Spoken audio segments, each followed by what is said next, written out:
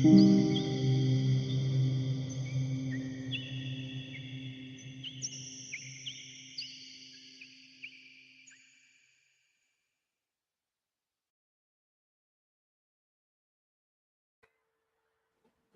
guys, welcome back to Within the Cauldron. I'm Nico. We have Chrissy and Amy with us, and of course the lovely Medium Red. And tonight we have a special guest, Jeff Maki. And Jeff is from Central Massachusetts, and the name of his paranormal group is the Paranormal Project. Or his paranormal project is the Ghost Quest Solo. It is investigations and has for the last 4 years. Some of his favorite spots that he's investigated is the Yorktown Memorial Hospital, the Lizzie Borden House, the Villisca Ax Murder House, and the USS Salem, among many others. I'm excited because being from Iowa, we have the Ax Murder House here. Mm-hmm. So, yes, I say let's bring our guests up. And how's it going, Jeff? Hey, Jeff. How's it going? Good. How about you? Thank you for joining us this evening. I appreciate it. Thank you for having me. It's funny how you start off talking about Iowa because I can't wait to go back. I initially only went there to do the investigation at the Villisca Ax Murder House, but I figured since I was going to fly halfway across the country and spend all this money, I might as well just hang out for a couple of days. And I fell in love with your state. I went to Winterset. If you're familiar with Winterset, yes, Yeah. we live about an hour from there. Mm-hmm. A lot of routes. And the movie The Bridges of Madison County was filmed there. They got a couple of there. It's a beautiful state. I can't wait to go back. Have you ever heard of Powdertown? I am not familiar with Powdertown. You should look into that. That's in Iowa, and it's very it's very haunted, very eerie, very haunted. I would never step foot there, personally.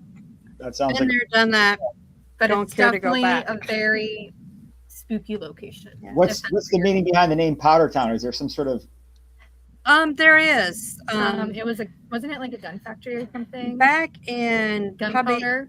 Well, just hang on. Back in the 1970s, it was a gunpowder place, like an explosion. like armory type, and there was a bunch of people that was there too, because they always held dances and parties and everything. I don't know what time of year it was, but I was having a parties, and the place exploded up with the gunpowder and everything. So there was a lot. The factory just blew up. Yeah, it was a lot of people that perished in the fire. So now it's like a ghost town, and it's really creepy, and people have like crazy experiences there. Yeah, and it was, it was next to kind of like a campground and a lake called Chatfield Lake and Park.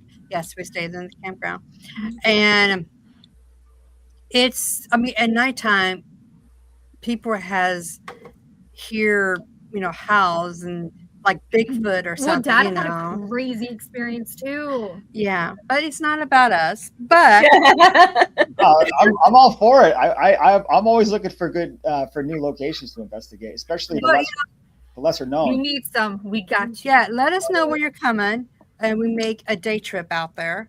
If you like camping, we can camp out there and be spooky together. If you guys don't see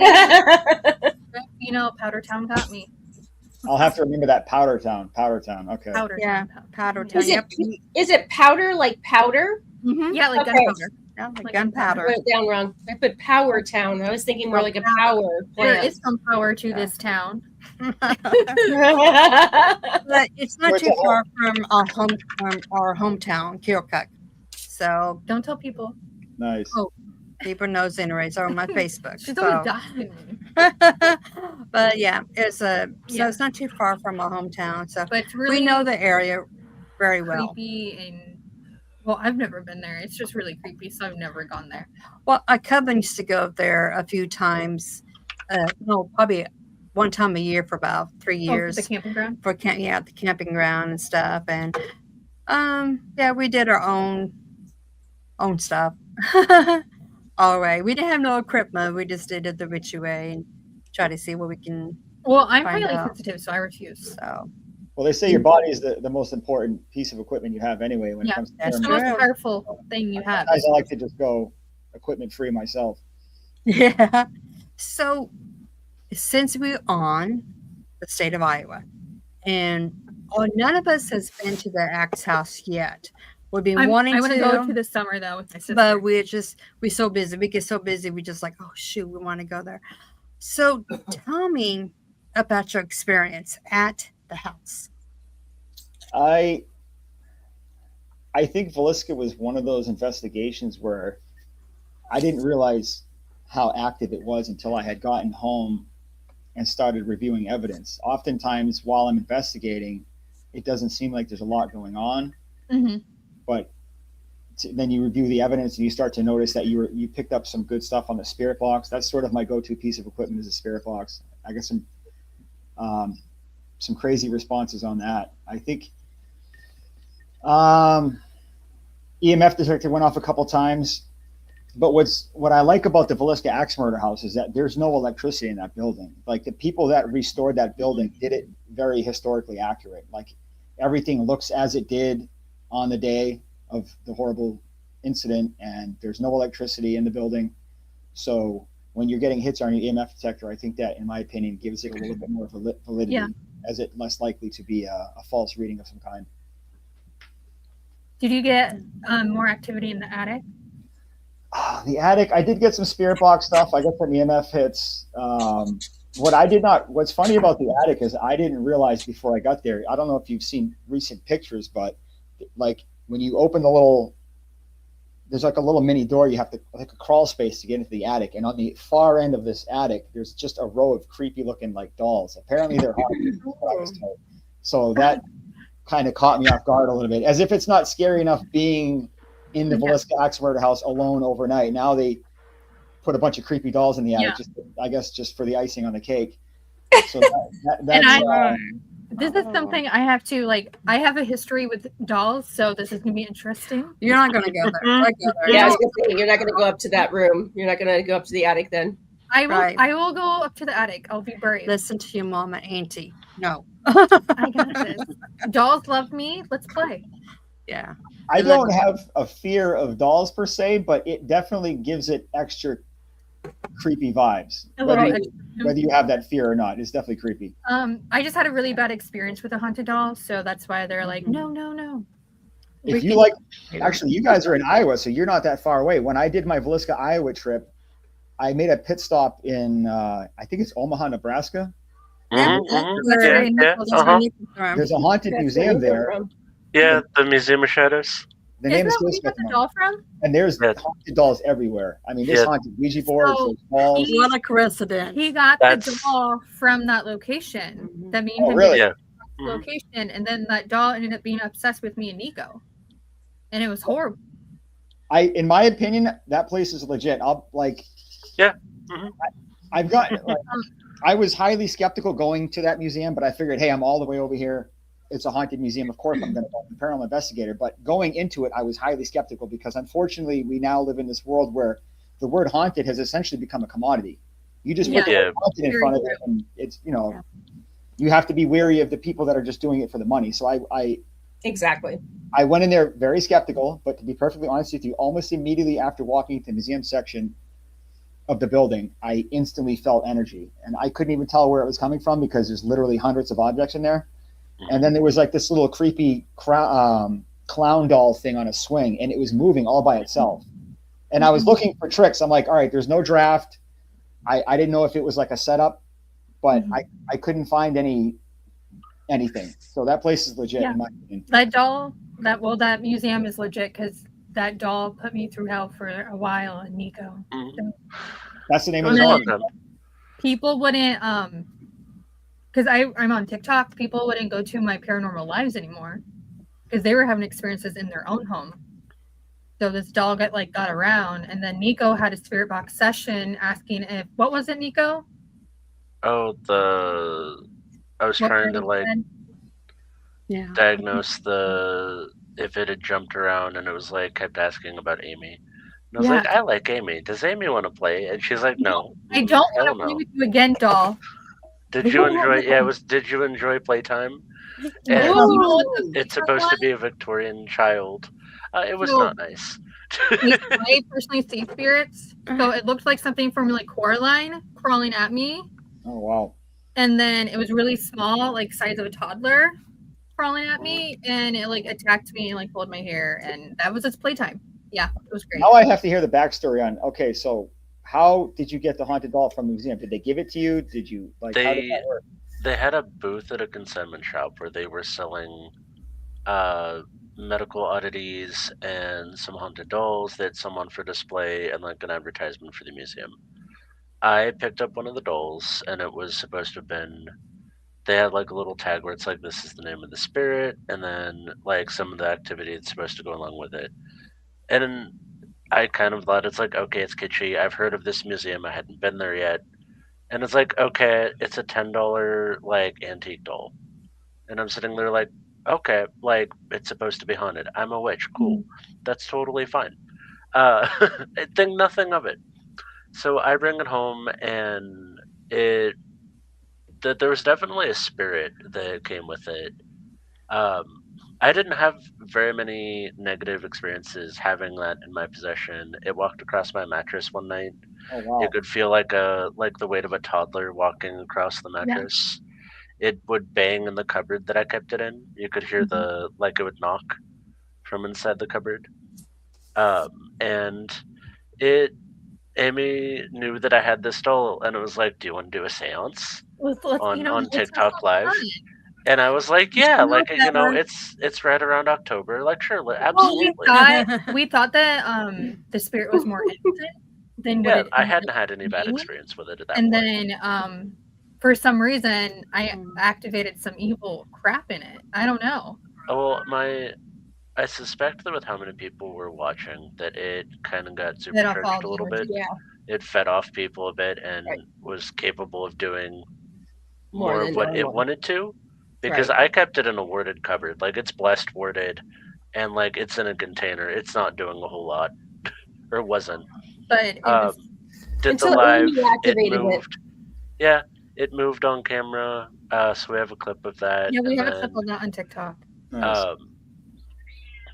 The following morning, I have my phones blown up with everybody. Like, somebody woke up with scratches, handprints. Amy got her hair wrenched. I called him in the middle of the night going, what the fuck is this thing?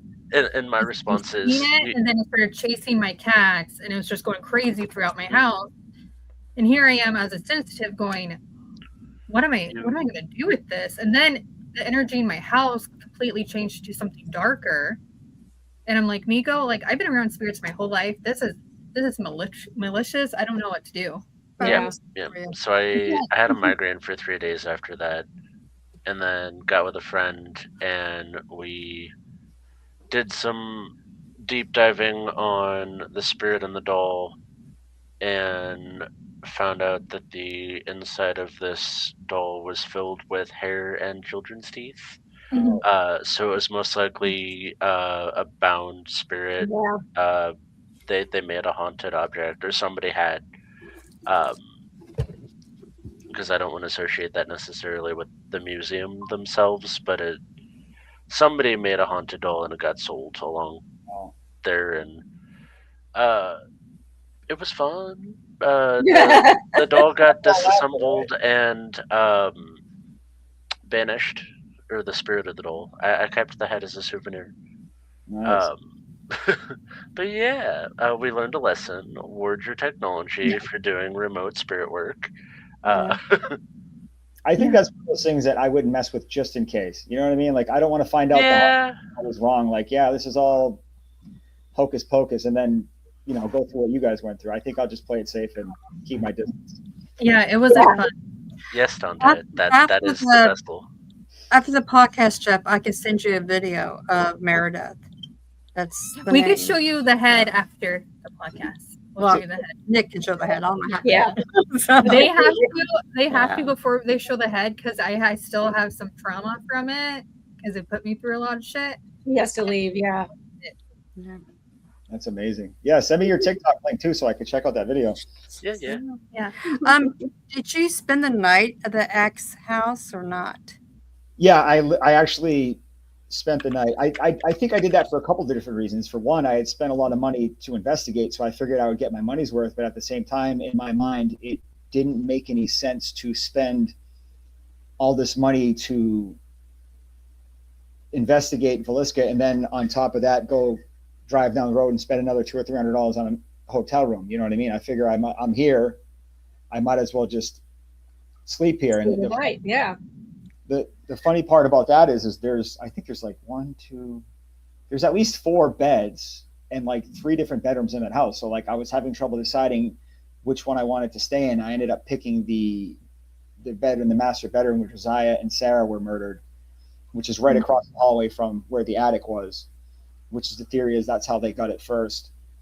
And I remember like, I think it got to be about 5 a.m. when I finally had decided I need to get a couple hours of sleep so I don't fall asleep driving back to the airport in the morning. And every time I would close my eyes, in my mind, I can picture some guy standing over me with an axe. You know what I mean? That kind of, it took a while to fall asleep with that thought in my mind. So I'm pretty sure the furniture is not original, but it was just being in that same spot where this horrific crime had been. Yeah. I'm sorry, go ahead. To be with that energy. Yeah. It's safe to say it took a while to fall asleep, and I'm not going to lie. I have no problem admitting that I brought a little lantern with me, and I used that as a nightlight, and I slept with that thing on because I was like, there's no way I'm sleeping in the dark in this room. It's just not happening. You know, but yeah, long story short, yes, I ended up spending the whole entire night there. And then I woke up in the morning and drove back to the airport. So it was cool. Wow. Well, we do have some questions besides that one to ask you. I'm going to let Medium Red go first on some questions here. I was going to ask you, where do you personally draw the line between psychology and the supernatural? Psychology and supernatural. I think that's a good question. I don't know if I have an answer for that. Psychology and supernatural. I think as far as like mental illness, you're saying, or? Correct. I've run into this myself personally as a medium where I have people that, in fact, I've got a case right now. I'm trying to help a gentleman through it right now, but he does have some bipolarism. And so as a medium, obviously, I'm able to discern, most of the time, I should say, I'm able to discern if it's a spirituality or a mentality thing, something mental or something physical, as opposed to, or psychology versus something paranormal. So just kind of wondering if you've run into that across the board in some of your paranormal investigations. That's a really especially now when everyone goes haunted, you know, it's haunted. You got to spend money to come to this place because it's haunted. I'll say that I'll use myself as an example. When I first started having what I now look back and realize as genuine paranormal experiences, while it was happening, there was sort of like, you know how like there's different stages of death, you know, denial, acceptance. It was almost similar to that in the sense of like the first time I started seeing things, I had convinced myself, oh, I'm just seeing things. My eyes were playing tricks on me. But then when it started happening more, I started to convince myself, like, all right, am I going crazy? Am I losing my mind? Am I hallucinating? These, you know, I think naturally these thoughts enter your mind when you're seeing things that aren't supposed to exist.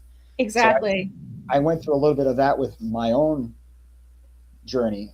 But the second part of the answer to that question, I would say, like, whenever I go investigate a place, regardless of the reputation of the place, regardless how allegedly haunted it is, I always walk into a place in my mind, like, you have to prove to me that you're haunted. Give me something. You know what I mean? I think it's very dangerous to walk into any investigation expecting to see something, expecting to have an experience, expecting this, because as we all know, that nobody can control the paranormal activity that does or doesn't take place. It's either going to happen or it's not going to happen. Yeah. So precisely. I don't actually do like investigations in people's homes, so I can't really speak to like the psychology of other people, but it is an interesting sort of dynamic where, like, well, how do you determine if somebody is mentally ill and maybe they're having some hallucinations or something else going on, or determine if it's paranormal? That's a really good question. I like that. I have done, just for your kind of edification, what I usually do is when I do get, obviously when somebody comes to me and I am hearing their story and they're telling me the information, obviously at that point I'm intuitively channeling to find out, my spirit guides to tell me, is this legit or is this something maybe psychology wise? And if I'm meeting with the individual in real life, I'll take my dowsing rods and actually use those. And I'll have the individual stand with their back to me. And obviously, you know what dowsing rods do, it's old school. But literally, if I hold the dowsing rods up, they should remain straight. I've given them the command to cross over if there's anything that they feel illness wise within the body. So I will hold those straight and then literally go down, starting at the head and go all the way down the entire body with the dowsing rods. And they have been spot on accurate on things that have occurred. Like literally, if it's something that's, psychology or psychological, it'll cross automatically. I've had things where it's come through, like somebody's been experiencing stomach issues and it hits the stomach and it crosses over. So those little dowsing rods have been really incredible in that respect, just as a tool for you in case you ever run into it. Yeah, that's good. It's funny you mentioned dowsing rods because I just saw, I was back at the USS Salem last night doing an investigation, and there was a couple people there that were using them. And dowsing rods has always been one of those things that I was a little bit on the fence about because I don't really know a lot about it. And I think I'm just sort of a skeptic by nature. But the gentleman that was using them last night, we had it set up where if it crossed, it was a yes, and if it was a no, it would go out. And like I was trying to watch to see if he was moving his hands, and he wasn't moving his hands, but the things are still moving. So right. You learn something new every day, and it was an amazing experience. I think I'm going to start delving a little bit more into the dowsing rods. It's very interesting. They're going to be a lot of fun. I have a friend of mine, and in fact, we've had her on the podcast before, Debbie Branding. She's a local here I'm from Arizona, and she will literally go out to grave sites and use those for unmarked graves to determine whether it's a male or a female. So she'll give it the command that if you're female, you'll cross, and if it's a male, you'll open up wide.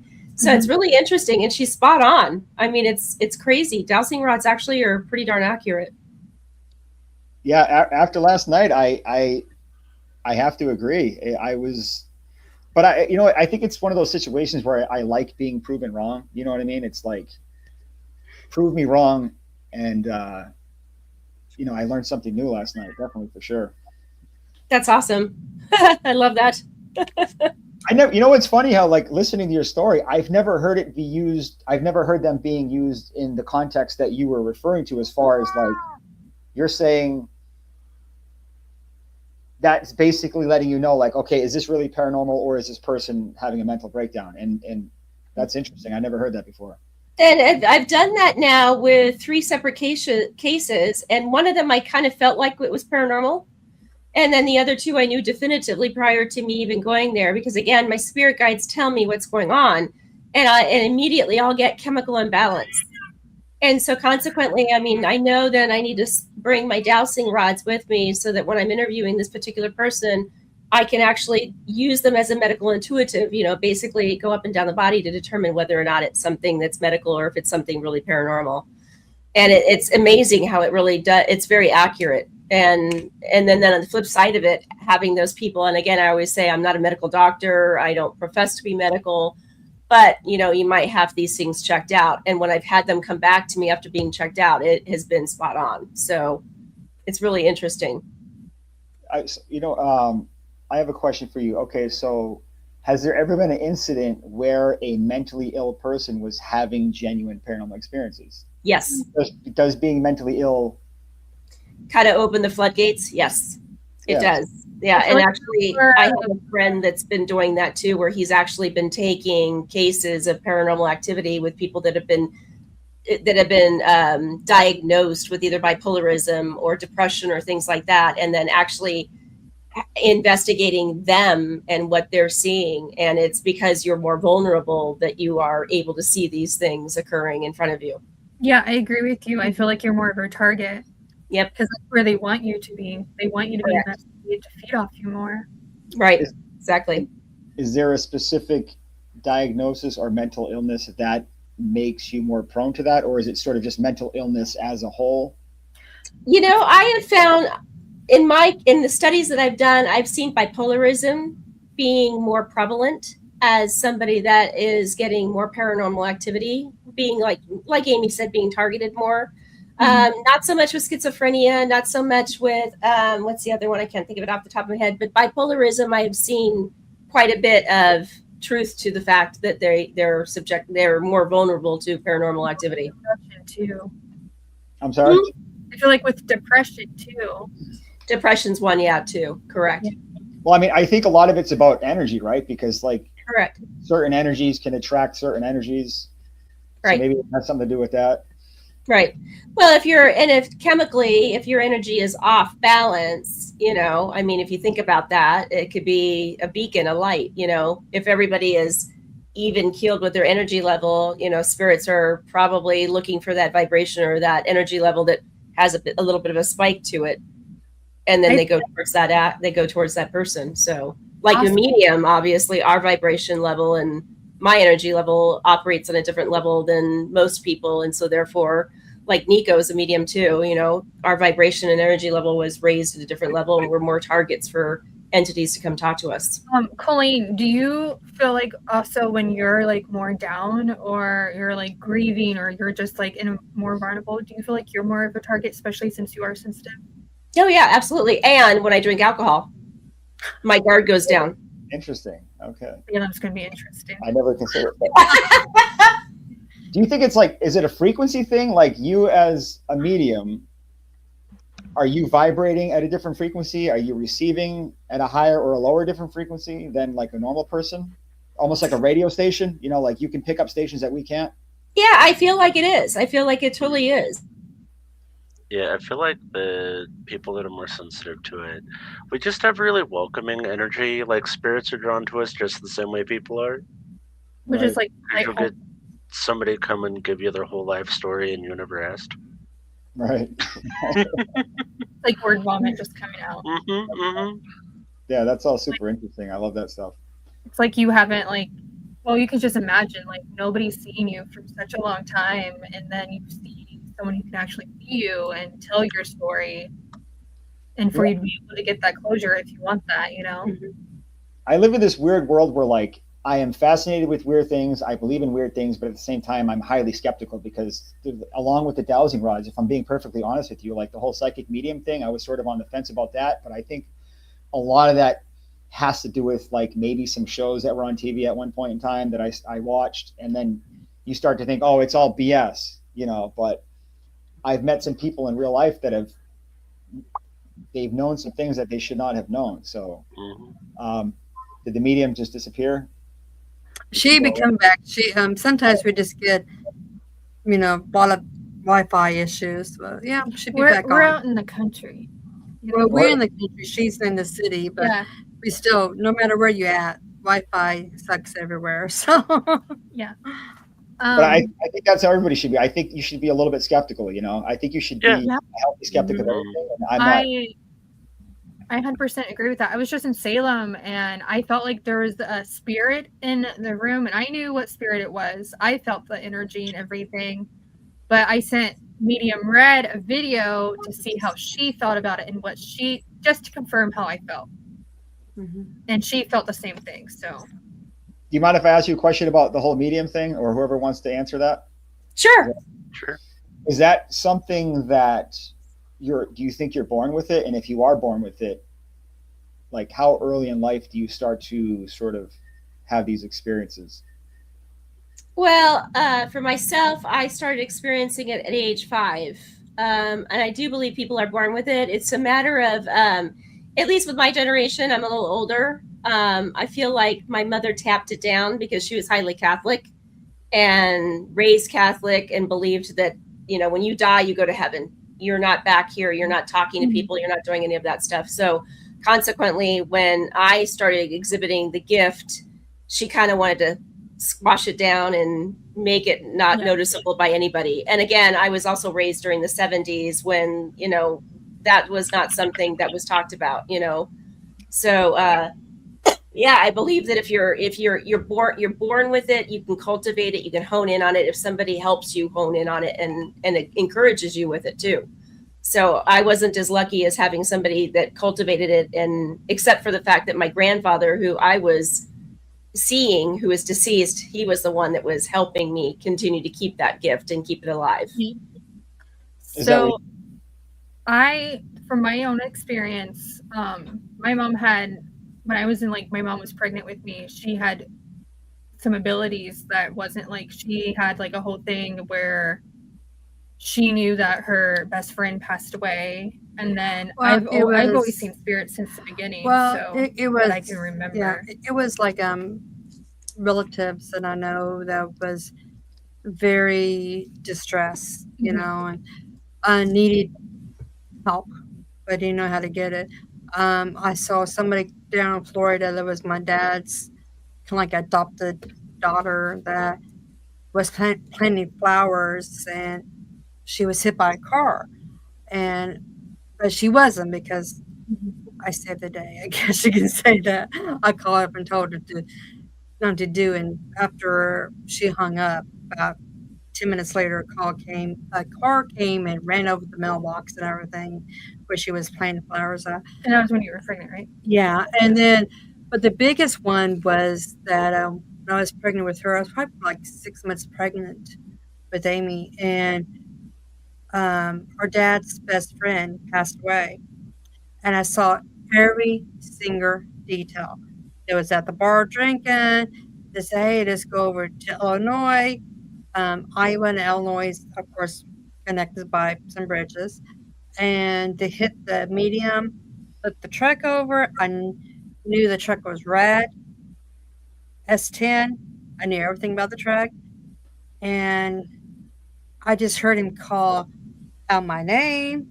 And, I was like, what are you doing? But, he wasn't here. I searched the whole house.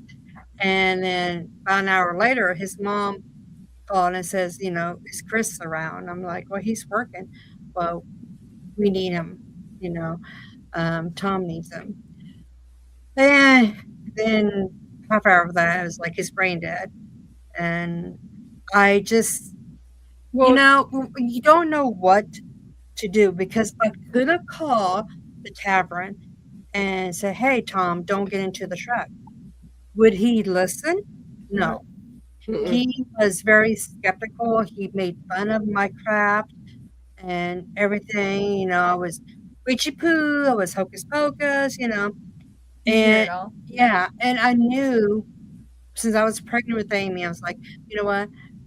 I just can't do this. I'm having, when you're pregnant, sometimes you have good days and bad days, And but his basically the story is that his mother called you and you said, hey, did you know someone? And you said the name before she did and all the details. Yeah. And she's like, how did you know Chrissy? Yeah. That was pretty much it. But ever since I could remember, which most people don't remember past like 4 or 3, like what Colleen was saying. So, but since I could remember, yes, I've had experiences. Yeah. I think the worst part is that Colleen is more like accepted. Yeah. I mean, I'm like, get it away from me. I think the worst part is that, just to make this short, is that after we went to the cemetery and everything, went back to the reception and everything, and I was just really emotional. Pregnancy, probably too. I'm really interested to look into is if people who have abilities like Nico, Colleen, and I, if their mothers, while they were pregnant, had any type of abilities during that time, like season. But this might have been a mistake. I told her that I saw everything. She wanted details. I told her every single details. Yeah. She cried. She hugged me, and she told me, I know things wasn't right with Tom and Chris. So I know his last words to you was witchy poo, hocus pocus, get off of that witchy crap shit, So she understood, but I didn't call her anything. But, I lived with that guilt for a little bit. And I think you do until you just kind of get past that. That almost sounds more like what would you call like a premonition, right? Is that like like psychic ability? before it happened. But Mhm. I feel like a lot of people who can see spirits kind of have that too. Yeah. Well, it's interesting because there is the definitive mediums are psychics. Not all psychics are mediums. So not all of them. Okay. That's true. But I have a lot of them I have met has had gifts like that. Yeah. I think my biggest gripe with mediums is the fact that anybody can just call themselves a medium. boy, don't get me on my soapbox on that one. Like, I'm a medium. Yeah. Give me $60 and I'll let you talk to your grandmother. You know what I mean? Mhm. So I think it's all of the charlatans that give the real ones a bad True name. ones a bad It's like, name. how do you tell the difference between somebody that has abilities and we can delve back into mental illness, or somebody that's just doing it for the money? You know, that's where I think my gripe is. A lot of people with abilities, like I have abilities. I've seen spirits my whole life, but I don't claim myself to be a medium or a psychic. Like sometimes I know things before it happens. Sometimes I don't. Sometimes I see spirits. Sometimes I always don't, because sometimes I block them out because I need to go on with my life. Yeah, it's interesting stuff. No, it is interesting. You know, it's a topic that gets me a little hot under the collar, because there are so many out there that, I mean, as soon as you tell somebody, like as soon as I tell somebody I'm a medium, they're like, oh my God, I want to be a medium so badly.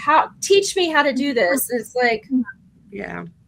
and then it's like, they go, oh, you're so lucky. It's like, well, it's kind of a blessing and a curse at the same time, you know? And they they really don't understand this. They also think that you can call upon any spirit. To Yeah, talk. I'm like, here, That's call my my grandmother favorite. right now. Yeah, Yeah, right. like I want to talk to the spirit. Okay, well, Grandma can't come to the phone right now. Yeah. But So true. you know, there's a cat, or Can you, um, can you talk to I've had Nancy people- for me? No, Yeah. Nancy's not here, darling. I don't know. Yeah, if- exactly. Yeah. or I just God tell forbid everybody- they didn't like the person. I just tell everybody that I got skills, and they say, "Oh, what kind of skills? A medium?" I go, "No, I just got skills." Well, what kind of skills? And I don't really let them know, because I don't want to say, "Oh, yes, I'm a medium," because It I'm doesn't not. matter anyway. I'm Like not I've gonna experienced as a teenager, and Yeah, she just but- let the spirits big spoon me. It's fine. It's okay. Yeah, but I'm not. But I'm not gonna, come out and just tell people, "Oh, just call me a witch. I'm happy. I'm fine. That's it." Yeah. Not like a safe umbrella. Sorry, Jeff. We have a whole. I Oh, had let's- an incident, Jeff, that's really funny. I was in the town of Clifton, Arizona, where we were doing a group investigation, and we ran into a building that was an apothecary back in the day. It's no longer an apothecary. It's now a just a regular store, but it has some paranormal stuff in it. But for the most part, it's not. Now the bell's working. Thank God. I was wondering where that came from. Like, what just happened? That was my dead bell went off. Okay. But so anyway, this building truly does have a demon. The woman that owned the building had upper border location. She was not into the paranormal, but realized that when she went up to check on this particular individual, that he had gone to work and he had put he had a pentagram on the floor and had candles, and he was summoning something. And he did. He completed he summoned something, and it was quite demonic. And but she was so upset that she kicked him out, because it was a wood building with candles. So she kicked the host out. I said, I told her, I go, you kicked the host out before you let him take the entity with him, And so she asked me to come back the next day to investigate with her friend who was a medium. And I'm like, sure, love to meet another medium and talk to them and everything. And then I walk in the door the next day, and I looked at my husband, and he looked at me, and he's like, well, this should be really quickly. She's on the floor playing with a cat ball. And if you're familiar with cat balls, you're supposed to let them sit there, Right. Don't touch them. Don't be around them, But So she's literally just playing with a cat, like a cat. She's batting him back and forth, and she's like, thank you for that. Thank you. And then we go upstairs to the room that apparently this demon was summoned. And and my husband looks at me, and he is the biggest skeptic in the world. He will be the first one to tell you that he will say, I can't stand this paranormal hablooey, but I don't have an answer for why Colleen can do what she does. And I support her because I've seen her do stuff and pull stuff out that she is no clue in a million years about these people, but I'm pulling this information out. So he looks at me at that moment in time and goes, and I went like this, because there wasn't a single soul in that building. And she's sitting there having this conversation, and she's a self-proclaimed medium. And I'm like, wow, look at that time. I got a 4-hour drive back to Phoenix. I'll see you later. But yes, you're right. I mean, it's those types of people that are out there, and that they're making it worse for the people that are legit out there. So it's difficult. I think that must be an amazing experience to watch a genuine skeptic become a believer like that. It was. It's like you can't, when somebody witnesses something they can't explain, it's like, it's a great feeling. So what are some experiences that you've had that maybe has changed you from being a skeptic to a believer? I think that the experiences that put me on the road that I'm on right now, that basically got me to the point where I'm talking to you all right now about this. The apartment that I'm currently living in right now, I've been here for, I think, about 13 years. I've been here for a while. I get a pretty good deal on rent, so I don't plan on going anywhere. I'm going to stay as long as until they kick me out. So when I first moved in here, I would say within about the first 6 months or so, I started having these really strange experiences where I would be laying in my bed at night watching TV. And I think the very first experience I had was, all it really was the room I'm in now, the lights were off, so it was dark. But in that darkness, I could see something darker than the dark. And it was shifting almost like, I know this is a weird analogy, but in my mind, I'm picturing like if you picture a cartoon character tiptoeing almost in an exaggerated sort of movement, that was what it reminded me of. But I had convinced myself, I'm like, oh, I just must be seeing things. My eyes are playing tricks on me. But weird, like it kept intensifying where it got to the point where like things were walking by my bedroom door at night in my living room. And the creepiest thing that happened to me is, I almost get goosebumps now just thinking about it, is I'm pointing this way because the doorway is literally right there. The doorway between my bedroom and my living room is right there. And I was laying in bed one night watching TV, and the thing grabbed the side of the door frame and stuck its head in and peeked at me and then pulled its head back. And that was it for me right there. I'm like, okay, that was when I'm like, all right, am I going crazy? I literally broke this whole thing down. I'm like, am I hallucinating? Am I mentally ill? But then I had these thoughts of like, okay, well, if I'm hallucinating, why am I not hallucinating when I'm walking my dogs in the park? Why are the trees not moving? It's only certain times in certain places. Mm-hmm. So that actually happened a couple times. The second time it came down from the top instead of the side. The same thing, it grabbed and it pulled down and it looked. Wow. Except that time, the second time that it happened, I jumped out of bed. I don't really know what I was going to do if I got there and it was still there, but it was just more of an instinct, more of like a fight or flight.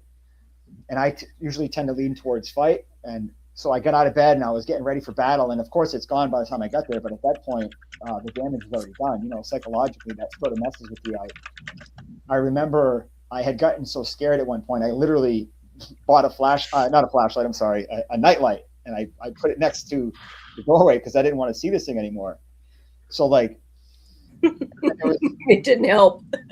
Yeah, it didn't help. But there was a couple times also I would be standing in the bathroom, and since I was living alone at the time, I was living alone. I don't know why that sounded so weird. Living alone at the time. And like I would go to the bathroom with the door open. So I'm standing at the toilet relieving myself, and something would walk by, this black shadow figure. It looked like a human. It looked like a man. You could tell it was a man, a human man, but there was no color to it. It was like the color of a shadow, which I understand now why they call these things shadow people. And it scared me so bad. The only thing I could think to do at the time was to call my dog, as if my dog was going to come save the day, right? What's my dog going to do? But in that moment, I was so scared, I didn't want to be alone. And when you start to have enough of these experiences, it's like, okay, my mind is not playing tricks on me. I'm not seeing things. I'm not mentally ill as far as I know, or maybe not to the extent of where I'm hallucinating. I mean, and you, again, how I was previously talking about the stages of, denial and this and that. And it got to the point where I'm like, okay, this is really happening. And I remember one day, I don't know why I picked, like, my spare bedroom is the room I decided to do this in. I literally spoke out loud to it, like as if I was talking to a person. I says, listen, I don't want to see you anymore. You scare me. You're dead. It's time to move on. You don't live here anymore. And I had this whole speech. And believe it or not, I don't know if this was just pure coincidence or if my speech actually worked, but the activity died down significantly after that. I stopped seeing it. I would occasionally still have like weird random things. Like I would be sitting in my living room chair watching TV and it would sound like there was a ruckus going on in my spare bedroom. And there was one other time where I was like laying in bed trying to fall asleep and it sounded like something really heavy had like fallen over. And I'm like, I was too lazy to go get up and look at it. I'm like, I'll just check in the morning. Okay? But when I got up in the morning to look, nothing was out of place. You know, just weird little things like that. And I had always had a natural curiosity for all forms of high strangeness since I was a little kid. I watched all the shows that we're all familiar with, but like as far as being an actual believer, I had never really crossed that threshold until that point in my life, which was probably, I want to say late 30s. About there is when I started to acknowledge like, okay, the things that we used to be afraid of as kids, we grew up as adults, we were told none of this is real, it's all pretend, it's all make believe, and then you come to this moment of realization that no, this is not pretend. It's like finding out Santa Claus is actually real or something. You know what I mean? It's like, wait, I thought Santa Claus was fake. Are you telling me he's real? That's kind of sort of basing like, so monsters are real, or if you know, maybe not a monster, but whatever you want to call it, ghost, spirit, creepy things that fall in the night. It's like it's real. So then it sort of fueled the curiosity that I already had even more. And that's when it sort of started the journey to want to find answers, basically. I want to find answers. Who, what, when, where, why, how, what are these things? Why are they here? Where are they coming from? Why are they messing with me? I had a medium one time tell me that it was the spirit of my dad's, but I, you know, don't shoot the messenger. I'm just telling you what he said. I'm not going to say the gentleman's name, but for what it's worth, that's what I was told. Yeah. But well, yeah. Did your dad die in his 40s and is about 6'2", heavy, died of a heart attack or a stroke? My dad actually passed away when he was 60, but Nope, it's not your dad then, because it was definitely 40s. It's a heart attack or a stroke. He has dark hair, 6'2", heavy set gentleman. I think he died in the apartment. Trying to find how you can it's very difficult to try to figure out in apartments when people die. You just gave me chills when you said that. I thought you were talking about my dad, and then I just realized you might be talking about the thing that I've been seeing. Okay, that's correct. That is correct. Yeah. That is creepy. Yeah. Apartments have a lot of static. I'm sorry? Apartments have a lot of like psychic static. It stacks it together. Okay, so I got to remember this. So he was 40, heart attack, big guy. Yep. Dark hair, 6'2"-ish. He was heavy set. I think that's what contributed to I feel like it was a heart attack. He passed either in the building or he was rushed to the hospital. And you're right. You actually touched on the reason why he's there was he did not know he was passed. He was trying to figure out why you were there and why he's not there. So just to give you a heads up, but yeah, that's who you're dealing with. You're sending tingles up my spine right now. That's creepy. Like, I was like, wow. Yeah.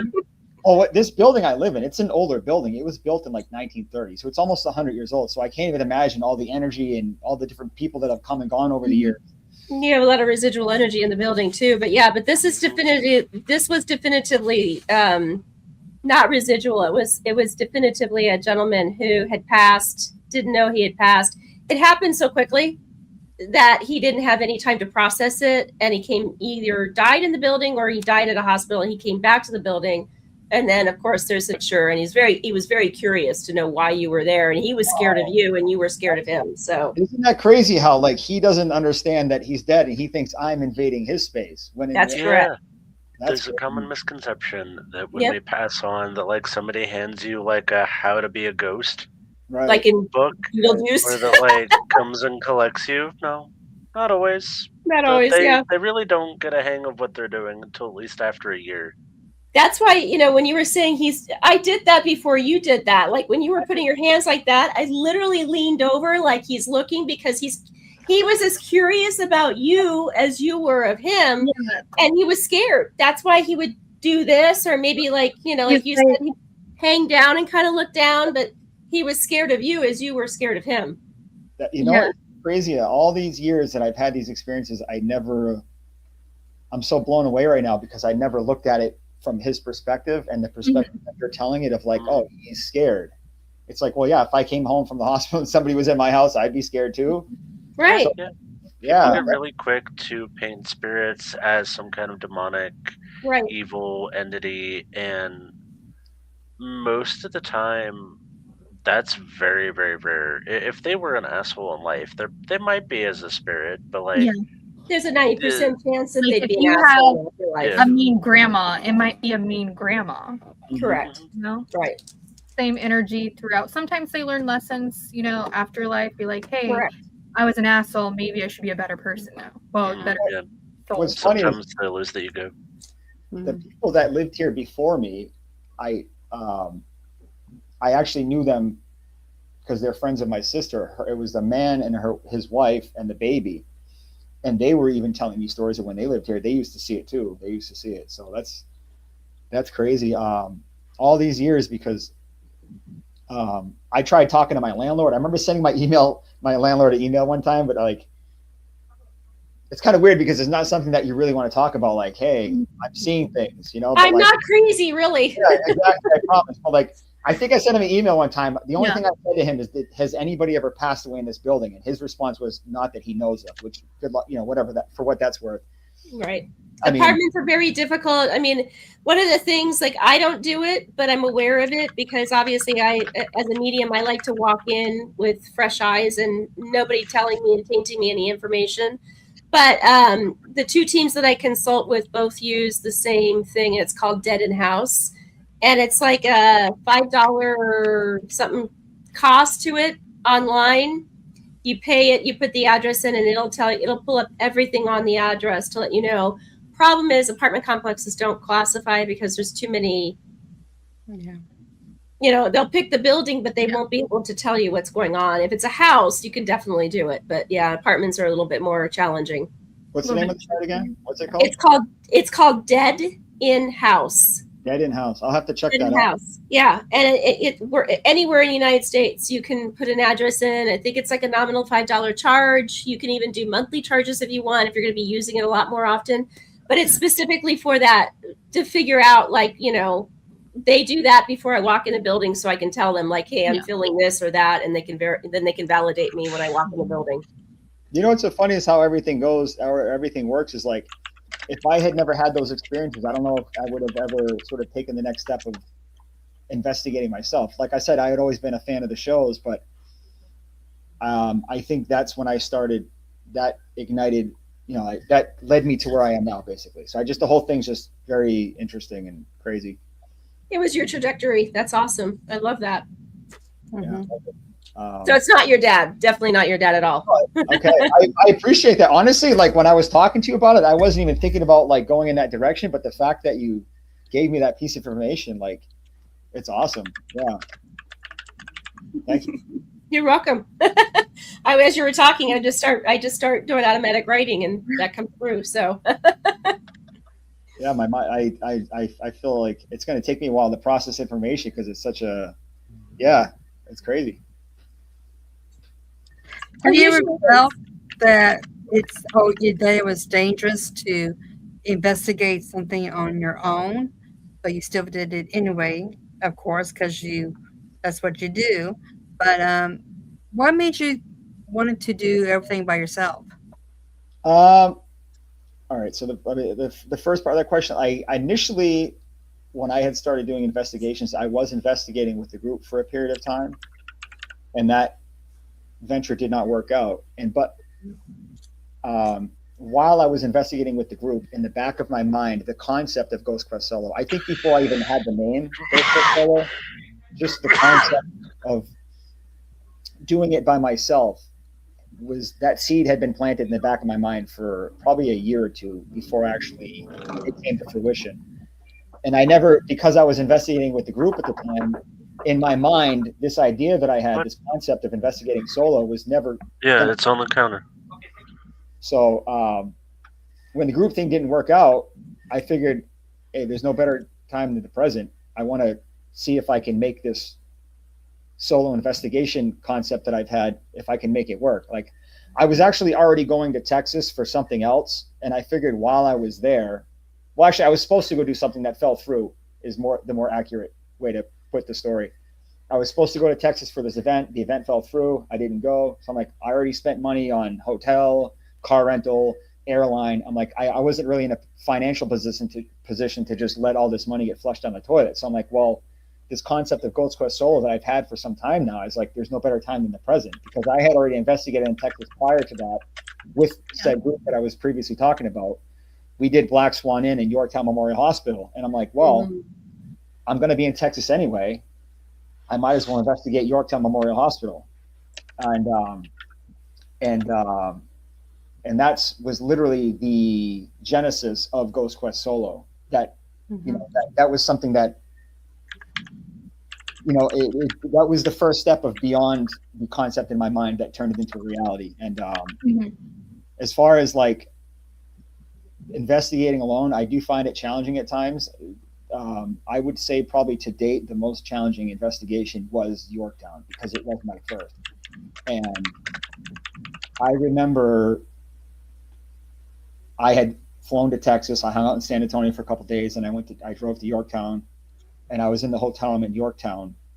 And I remember like I was in the hotel room getting ready. I was getting all my equipment ready, making sure my batteries were charged, like what we all do before an investigation. And like I started to get a fear that I've never experienced in my life before, where I was so scared my hands literally went numb. I don't even know what that is. If it's blood pressure or heart rate, I don't even know. I was so scared, and I was trying to come up with any excuse in the world to not do this thing that I had flown to Texas.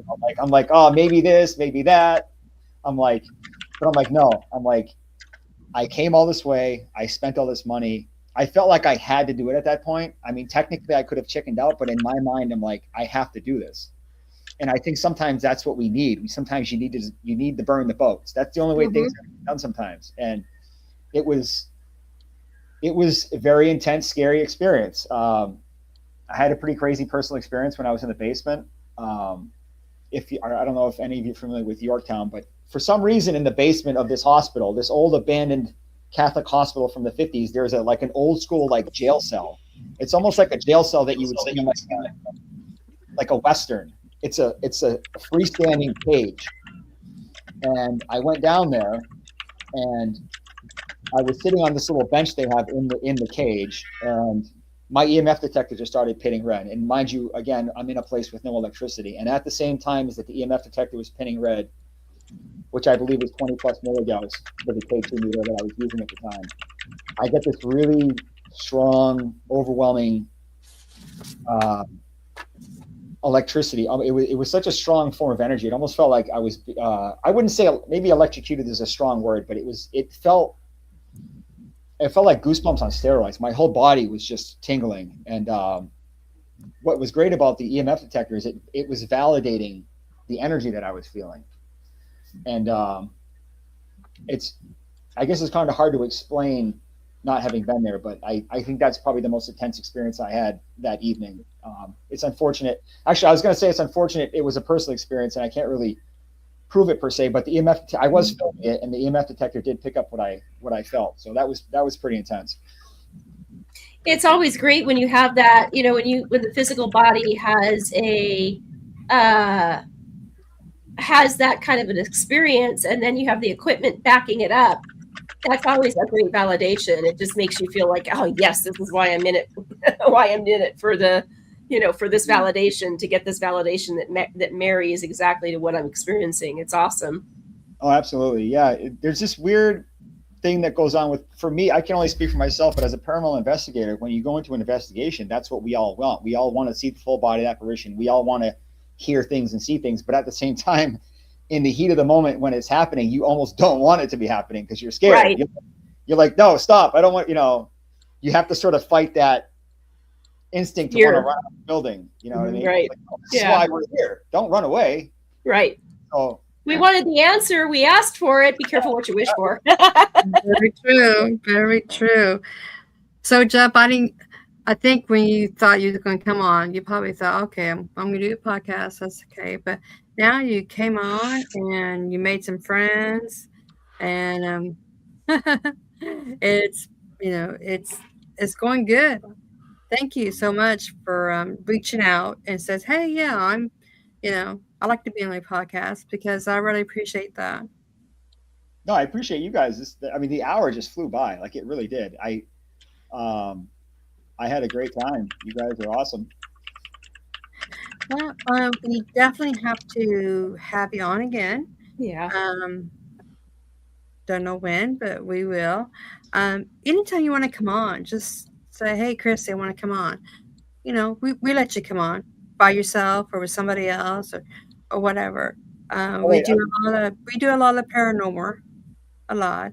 We don't have to end now. We can still, we can go 15, 30 more minutes if you like. But I just want to say that thank you so much. I mean, really cool. So when you don't know somebody for the first time and you try to research them, you don't know for sure, and you kind of like, okay, should we have this person or what? But I got a good vibe from you, but your name and just everything.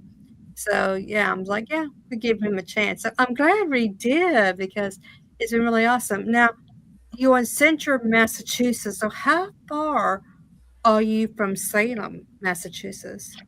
I think it's about an hour, depending on traffic. I would say anywhere between an hour and 15, hour and a half. It's east of me because I live in Central Mass. So yeah, it'd be about an hour and a half east of me. Yeah. Yeah, we can keep talking. I just noticed the little chat room on the side here. I didn't realize what you guys were typing, but oh no, that's okay. That's okay. We don't have a script. We just go off whatever comes up in our mind. So, it's cool. Don't worry about it. But I've been to Salem so many times. It's like a second home. In fact, we're going there this fall, and we kind of got a busy schedule. But if you ever, I'll tell you the dates later, and if you ever want to just stop in and visit with us in Salem. Oh, absolutely. Yeah. Like, so are you doing an investigation or what are you doing? Like, No, which stuff? just a trip. Oh, just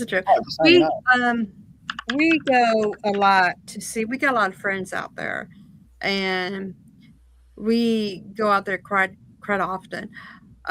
September and October is really bad, actually, because haunted happenings. Everything gets it's crazy. busy. A lot of people are just they're doing tarot readings, so they're really busy making an appointment, tattoos, everything. Because everybody, they get, I think, a couple of years ago, they got like 300,000 people on. Yeah, that's a lot. Yeah, in October. So yeah, it gets extremely busy, but sometimes you have to take a trip when everybody else can too. So, but it'd be around the beginning of September, so it's going to be okay and everything. It won't be too busy, but I don't think I can be able to actually visit the ones I want to visit because they're witches and they're busy, own shops and everything.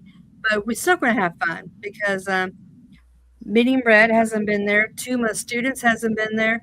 So first time people who hasn't been there, it's really exciting to see them light up and like, oh my God, it's a different vibe, Mhm. Yeah, early September shouldn't be that bad at all. Like, as any Massachusetts local will tell you, steer clear of Salem on Halloween because unless you like big crowds, early September should not be that bad. That's nice. It probably won't be too bad now. Mostly just people getting prepared for making more spell kits, more book shadows, and stuff like that. It's just preparing for the month of September for the month of October. So yeah, but I've been there in May. I think May is probably one of the best. May and August. Yeah, off season. That's the time to go. Right. Yes, it is time to go. January is not bad. Just snow. Yeah, if you don't mind the cold. Coming from Arizona, I don't know if I'd want to come to Massachusetts in January, but I would, because let me tell you, we've had a terrible winter. It's been like 80s. I mean, we literally, spring was March and we were hitting 100 degrees. So it's going to be a very brutal summertime this year. The handwriting's on the wall. 100's too much because it's almost like what's worse, 20 degrees or 100 degrees? I don't know. I guess it depends what mood you're in. You know, I mean, it could go either way. 100 degrees. Way, you know, like, you know, in Iowa, where Christy and Amy are from, you know, basically in a nutshell, in the wintertime, they stay indoors. You know, we can go outdoors, but then the flip side of it is when they're outside in the summertime, we're locked inside, which is interesting, unfortunately. Yeah. We went, the last time I was in Massachusetts, it was 2024, and we went to Fall River to see the Lizzie Borden House. And I noticed from your bio that you've been there. So in your honest opinion, what did you think about it? Yeah, that's actually on my YouTube channel, Ghost Quest Solo, Lizzie Borden. I spent the night there. Shameless plug. Let me think. I think as far as like who did the murder, or is it haunted, or what do you think? Like what? Haunted. Yeah, actually, yeah, she's right. All of the above. I personally I don't believe that the parents were murdered by an axe. I believe it was a butcher knife. I can't remember the gentleman's name because there are so many suspects on the suspect list, but like, it's funny because I considered myself a Lizzie Borden buff until I went there, and you listen to the people that work at the Lizzie Borden house tell you all the stories and the suspects. It's like, I knew nothing. I don't know anything about the Lizzie Borden, but there was a gentleman, one of the guys was like a butcher, I guess, and he would have had been readily available. Yeah. I think he's the one that worked in the work shed a lot. He was like I don't know, woodsmith or something, a butler or something. I don't know. Whoever that guy is, but like even before I heard that theory, I remember looking at the pictures thinking to myself, if these people were really brutally murdered by an axe or a hatchet, there would literally be nothing left. Right. Don't get me wrong, the photos are gruesome. It's really bad, but it's not like bludgeoned with a hatchet bad. And it sort of makes sense that like a really heavy butcher knife could do some serious damage to the human body. And that's what I think. That's my theory. That's how I think too. I mean, I saw the pictures, of course, because they have them out on the dining room table and stuff. And, we went, took turns upstairs and downstairs, a group and everything. I had a lot of, because I mean, yes, there's something there. I'm not going to, say no, there isn't. There's something there. I don't think it's the spirits who really wants to be there. I think like they're trapped and they just want out because they're tired. They're tired of rehashing going up and, so, oh, do you feel that? Do you feel that? And the thing is, it's so funny is everybody always thinks, like Medium Red says, everybody thinks they're a medium, Like, oh, did you feel that? Oh, somebody touched me. Right. Or, and it's just like, okay. I don't really say anything, but, the downstairs was kind of creepy. I had more activities on the downstairs than I did upstairs. In the basement, I mean. The upstairs was some activity too, but the main floor I didn't really feel that much. I have mixed emotions about the Lizzie Borden house because I'm a bit of a hypocrite. Like as a paranormal investigator, I spent the night investigating there trying to get evidence, but at the same time, I feel like my moral integrity as a human being and as an investigator, I try to treat spirits with the same respect as I would treat a human being. So like when I got to the house and I went and I realized they have like a bloodied dummy of the father on the couch, they have a bloody dummy of the mother on the floor, I thought that was a little bit crossing the line into being a little disrespectful to the dead. Yeah. And they got autopsy photos everywhere. And I thought I didn't really feel completely comfortable with that.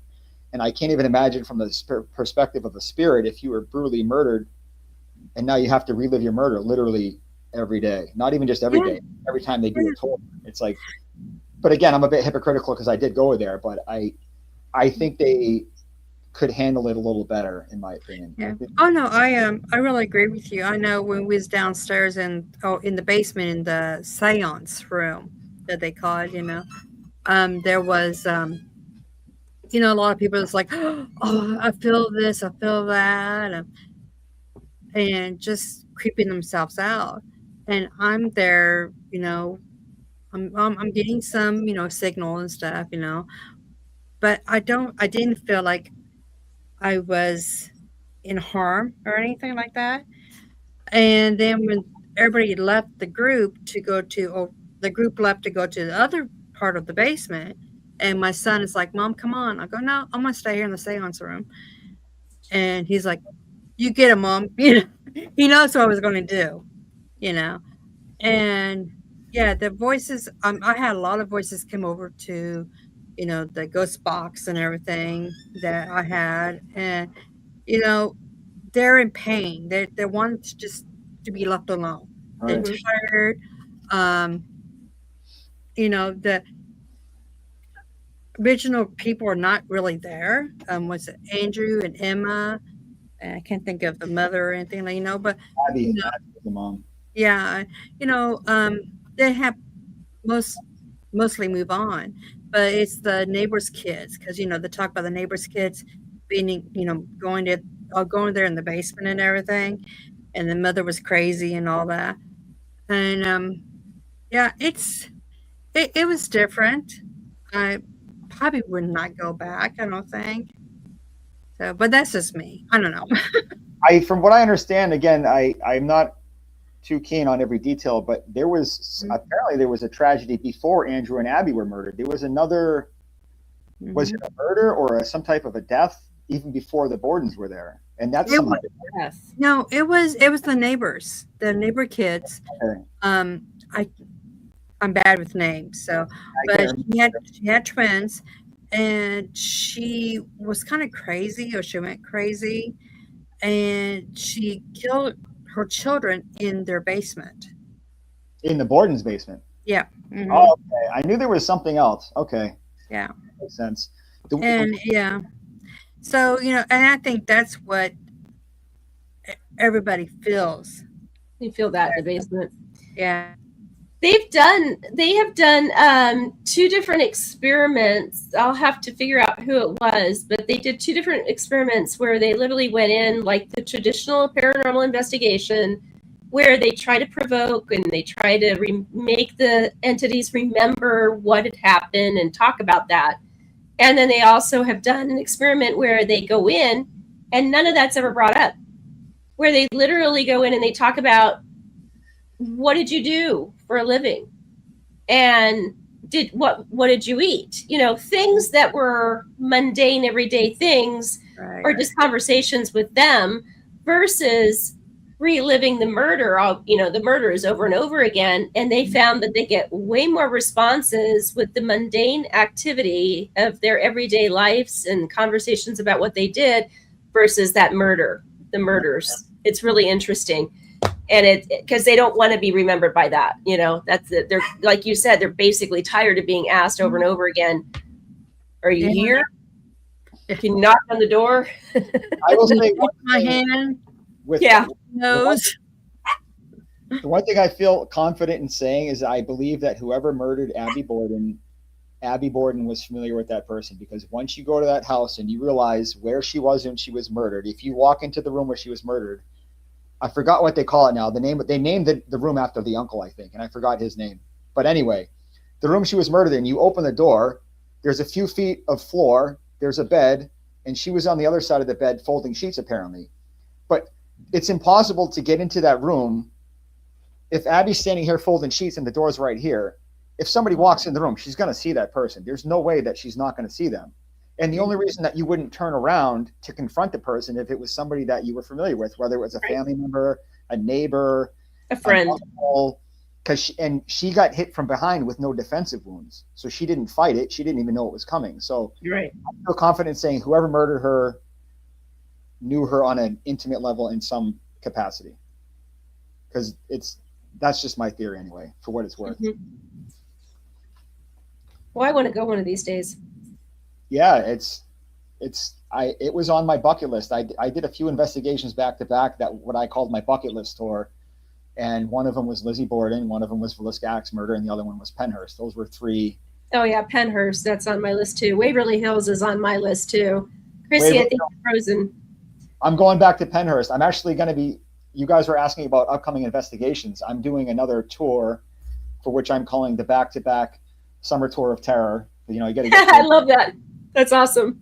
But like the back-to-back sort of has a double entendre because it's back-to-back because it's literally Moundsville Friday, Pennhurst Saturday, but it's also back-to-back because I'm going back to both places for the second time. I'm going to be driving to West Virginia in May. I'll be spending the night. I'm not sure if you're familiar with the Moundsville Penitentiary, West Virginia State Penitentiary. Mm-hmm. Yep. And I'll be spending the night alone there. And then I'll be driving from West Virginia to Spring City, Pennsylvania, which is where Pennhurst is, on Saturday. And just by pure coincidence, apparently it's the Pennsylvania, I'm sorry, not the Pennsylvania, it's the Pennhurst Paracon. Oh, which that's going to be fun. I wasn't really planning it, but the weekend I happened to book the Moundsville investigation was the same week that the Paracon's happening. So I'm like, of course I'm going to, hello. Yeah, piggyback that at the same time. Exactly. Plus, I don't have, I figure because, from Massachusetts to West Virginia, that's 11 hours. That's a long haul for one person. It's tough. I've done it before. So I figure at least on the way back, it's only going to be a 6-hour drive to Pennsylvania, spend the night at Pennhurst, spend the weekend at Pennhurst. And then the last leg from Pennsylvania to Mass is only another 6 hours, whatever it is. So it's, yeah, that just came to mind because you had mentioned previous future investigations. But have you been to any of the Queen Mary or Whaley House, California, anything on the West Coast, or is it just primarily on the East Coast? I would love to get to the West Coast someday, but as far as anything remotely close to that, I've investigated Texas, I've investigated Louisiana, and I think the furthest west has been Iowa, the Villisca Ax Murder House. Got it. But yeah, the problem is there's so many amazing places to investigate, and there's literally not enough time or money. If I hit Powerball tonight, then sign me up. But right. I have to be very selective with my investigations because, as we all know as investigators, it's an expensive hobby. You get to yes, it is. You got to rent the venue. I try to cut as many corners as I can. When I rent a car, I always get the economy. When I stay at a hotel, I'll just stay at the cheapest hotel in town. I'll usually go to Walmart and I'll stock up my hotel fridge with food from Walmart versus having to, if you have to eat out 3 times a day, that becomes an expensive. Yeah, exactly. Yeah, it's true. I try to get really creative with saving money because I'm already spending an exorbitant amount of money just to get to the place. Correct. So, yeah, it makes sense. Definitely. When you say I really understand that. Yeah. What's the one? The Winchester Mystery House. That's the one that I really want to get to someday. That is phenomenal. Very phenomenal. I've been there. Yes. And it is, I'm also an interior designer too. So the part of me that loves the architecture and the design aspects of it is incredible too, but it is definitively haunted. There is a gentleman that continues to heat the house in the coal room. Oh man! And you literally can see a shadow figure as, and it hasn't been heated like that for years, but you still see him, dirty and shoveling coal into the heater. It's pretty amazing. So it's quite haunted for sure. Nice. They say it's like a maze because there's so many rooms apparently. Correct. But when you walk into the seance room, that's where you really can feel it, especially when you stand in it. For me, at least, when I stand in the center of that room, it's like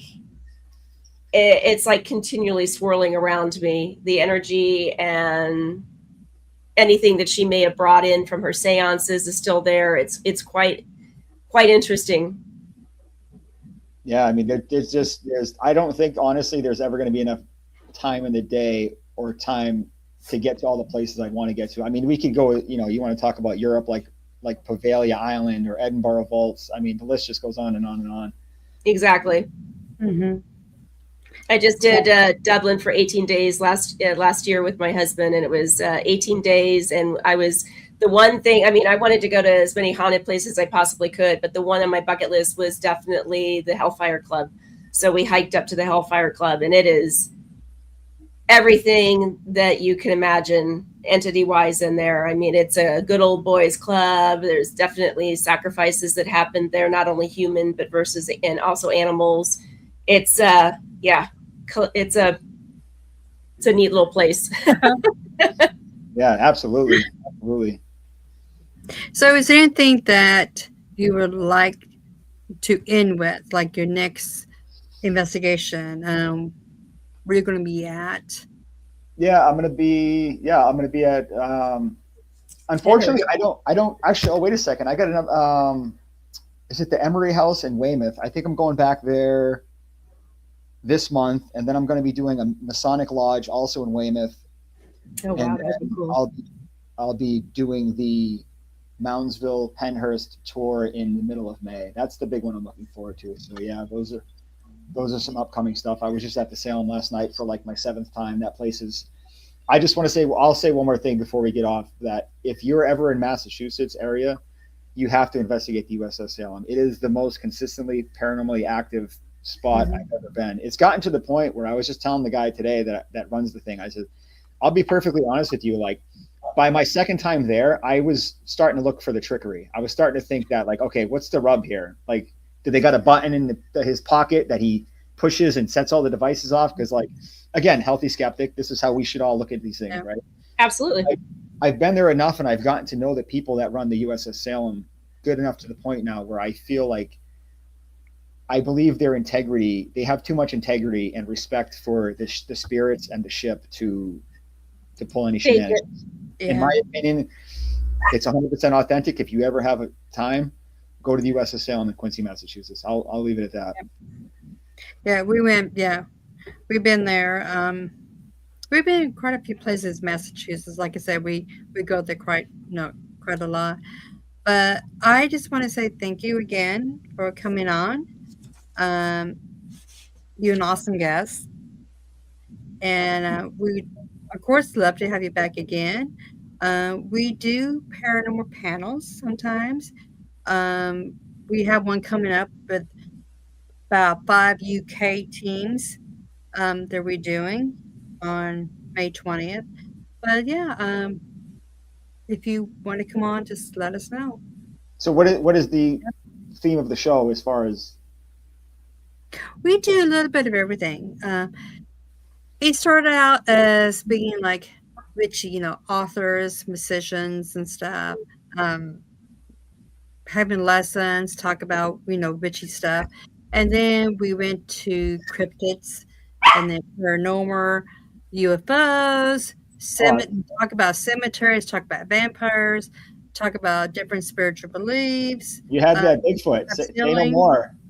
Yeah. Do this. Yeah. Let's leave him wanting more. We'll end it on a positive note. You don't want to give him too much. Absolutely. Yeah, you guys have been awesome. Thank you so much. Oh, Thank you're you so for joining us. Yes. And to the audience, subscribe, like, and share. And we'll see you till next time. Tuesday, we will have a special guest. Check out our YouTube. Be sure to know who it is. Jeff, hang back for a couple seconds with this after she ends the podcast, okay? Absolutely. Yes. Thanks.